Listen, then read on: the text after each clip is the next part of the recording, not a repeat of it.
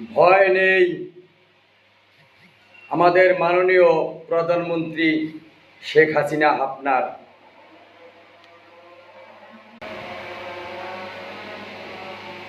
আমরা বাঙালি, আমরা বঙ্গবন্ধু শেখ মুজিবুর রহমানের আদর্শের সৈনিক, নেত্রী শেখ হাসিনার আদর্শে গড়া আমরা একজন সৈনিক।